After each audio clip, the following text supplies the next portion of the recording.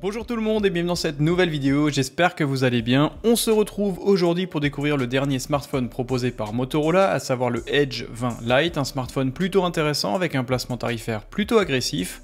En effet, celui-ci est disponible actuellement en France à partir de 369 €, ce qui est plutôt sympa. Et il y a même actuellement des offres à 319 € sur le site officiel de Motorola. Je vous mets bien sûr le lien dans la description de ma vidéo, parce qu'à ce prix, c'est vraiment un smartphone super sympa.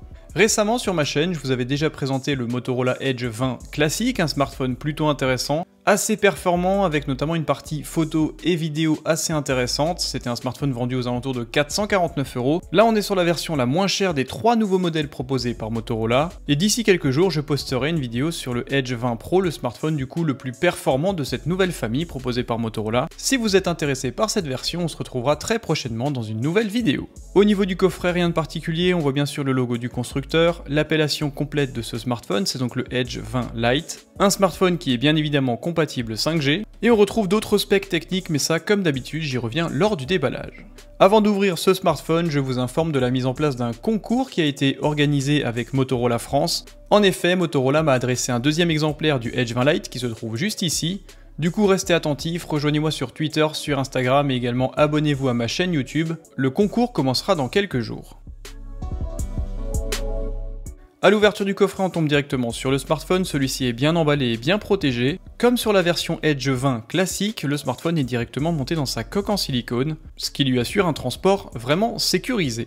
Sous le smartphone, on retrouvera donc une pochette en carton qui renferme bien évidemment un guide d'utilisateur traduit en français et également un document lié à la garantie de ce smartphone. On retrouvera également au niveau des accessoires un câble de chargement USB Type C vers USB Type C, celui-ci semble hélas assez court. On retrouvera également des écouteurs. Point intéressant, ce smartphone offre toujours une prise mini jack 3.5 et en fin d'année 2021, ça se fait de plus en plus rare. Et bien sûr, l'une des pièces maîtresses de ce coffret, c'est un bloc chargeur plutôt imposant, plutôt massif. Ce bloc chargeur compatible avec la technologie Turbo Power 30 watts permet de recharger assez rapidement les 5000 mAh du smartphone. D'ailleurs, l'autonomie est un gros point fort de ce Motorola Edge 20 en version Lite.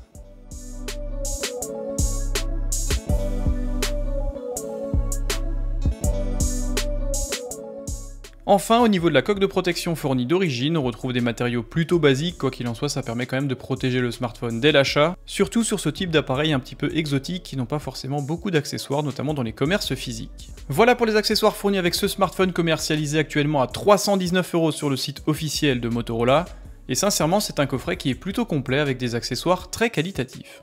Voici donc le Motorola Edge 20 dans sa version Lite, un smartphone plutôt joli mais également plutôt massif. Celui-ci est en effet équipé d'un énorme écran de 6,7 pouces. Fort heureusement, le dos du smartphone est en plastique, ce qui en fait un smartphone malgré tout plutôt léger à l'utilisation. Et même si les matériaux ne sont pas de première qualité, l'assemblage est très qualitatif et c'est plutôt sérieux.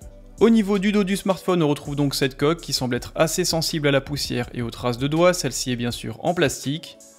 On retrouve également le logo du constructeur et bien sûr dans le coin supérieur l'intégration de ces 3 capteurs photo, encore une fois très sensibles à la poussière, et vous retrouverez également un flash LED. Concernant la partie photo, ce smartphone n'est clairement pas ridicule, tout du moins sur le capteur principal. On retrouve un capteur de 108 mégapixels, optique grand angle d'environ 26 mm, plutôt lumineuse avec une ouverture à f1.9, et ce capteur photo bénéficie bien évidemment de la technologie de pixel binning, pour générer des photosites 9 fois plus grands et offrir des photos en 12 mégapixels avec beaucoup moins de problèmes de captation de lumière. C'est très intéressant et bien sûr cela permet au smartphone de ne pas trop monter en ISO pour éviter de générer du bruit numérique sur les photos. Ça améliore grandement la qualité des photos, notamment en cas de faible luminosité. Après, c'est une technologie qui est aujourd'hui massivement répandue et qui n'apporte pas non plus des résultats incroyables. Je ferai des tests et je partagerai ça bien sûr sur mes réseaux. Le second capteur photo est un capteur photo de 8 mégapixels, optique à ouverture f2.2, il s'agit là d'une focale ultra grand angle, très intéressante pour faire des photos de monuments, de paysages ou de groupes d'amis, notamment s'il n'y a pas assez de recul. Quoi qu'il en soit, comme je le dis systématiquement, ça déforme énormément les perspectives et les droites de vos photos, et il y a nécessairement un manque de piqué et de précision, notamment sur les pourtours des photos. Quoi qu'il en soit, ça apporte une polyvalence plutôt sympa. Et enfin, le troisième et dernier capteur de ce module photo est un capteur photo de 2 mégapixels, optique à ouverture f2.4, et c'est donc un capteur de profondeur de champ, celui-ci étant utilisé uniquement en mode portrait pour générer un flou, un bokeh autour du sujet et simuler un petit peu une photographie réalisée avec un appareil photo réflexe. En utilisant par exemple une focale fixe à grande ouverture, ça permet de faire des photos assez sympas, même si bien sûr le bokeh manque un petit peu de précision. Encore une fois, je partagerai mes photos sur les réseaux. Cependant, je suis vraiment surpris par la poussière qui s'accumule sur ce smartphone, sachant que je viens à peine de le sortir de sa boîte. Au niveau de la captation vidéo, aucune surprise, ce smartphone peut filmer en 4K à 30 images secondes uniquement, Full HD à 60 et 30 images par seconde. Et enfin, pour finir avec la partie photo et vidéo sur ce smartphone, on retrouve un capteur frontal de 32 mégapixels, optique à ouverture f2.3. Et ce capteur a la particularité d'embarquer des pixels assez imposants, encore une fois, pour capter plus de lumière et faire des portraits plutôt sympas, même en cas de faible luminosité. Au niveau de la tranche du smartphone qui est entièrement en plastique, vous retrouverez le bouton de contrôle volume plus et moins. On retrouve également le bouton de démarrage du smartphone qui fait également office de lecteur d'empreintes physique. Sur la tranche inférieure, on retrouve le seul haut-parleur de ce smartphone, un microphone extérieur, la connexion USB Type C et enfin la prise mini jack 3.5. Sur la tranche opposée du smartphone, on retrouve un petit bouton qui à mon sens fonctionne uniquement pour activer Google Search. Et on retrouve également le tiroir nano SIM dans lequel on peut mettre 2 cartes nano SIM, attention, une seule sera compatible 5G, ou alors on pourra mettre une seule carte nano SIM plus une carte micro SD allant jusqu'à 1 Tera. Et enfin, sur la tranche supérieure, aucune nouveauté, on retrouve simplement un microphone extérieur. Sur la face avant de ce smartphone, on retrouve un bel écran de 6,7 pouces, donc plutôt imposant, aussi grand que l'écran de l'iPhone 12 Pro Max par exemple. Technologie OLED, définition Full HD+, soit une densité de 385 pixels par pouce, qui est tout à fait suffisant pour l'utilisation classique sur un smartphone. Et point intéressant, ce smartphone offre un taux de rafraîchissement à 90 Hz, ce qui dans cette gamme de prix est plutôt sympa.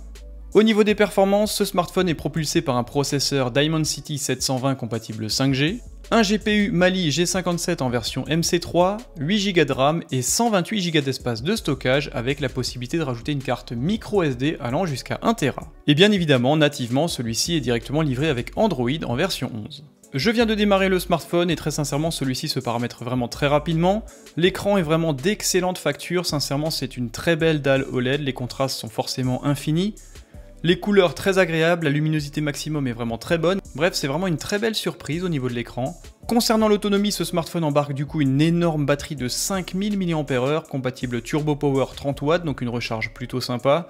Autonomie de 2 jours sans aucun problème. La partie réseau est également plutôt bonne comme je l'ai dit juste avant avec 2 cartes SIM. Attention, une seule des 2 cartes SIM sera compatible 5G.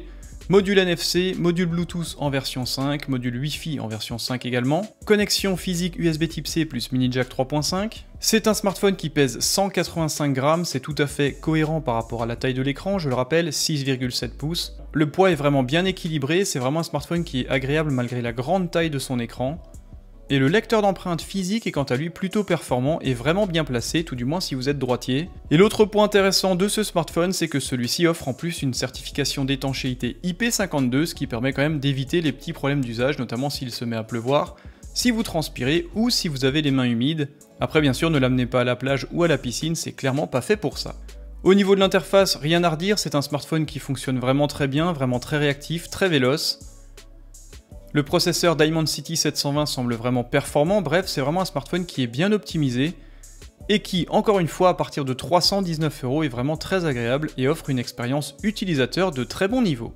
Voilà pour la présentation du Motorola Edge 20 Lite, un smartphone normalement proposé à partir de 369 €, mais qui se trouve actuellement en promotion à 319 € sur le site officiel de Motorola. Je vous invite à vous rendre dans la description de ma vidéo pour trouver le lien pour s'y rendre directement. Je vais faire quelques photos, quelques vidéos avec ce smartphone que je vais bien sûr partager sur mes réseaux, donc rejoignez-moi si ça n'est pas encore le cas. Et comme je l'ai dit juste avant, je vais vous permettre de gagner un exemplaire de ce smartphone, la boîte se trouve juste ici.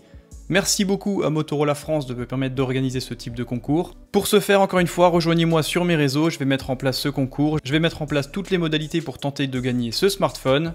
Dites-moi dans les commentaires ce que vous pensez de cette nouvelle version et bien sûr restez attentifs, le Motorola Edge 20 Pro quant à lui arrive très prochainement également en vidéo. Merci d'être toujours plus nombreux sur la chaîne et bien sûr merci à Motorola France de m'avoir permis d'accéder à ces smartphones. Prenez soin de vous et à très bientôt, bye bye.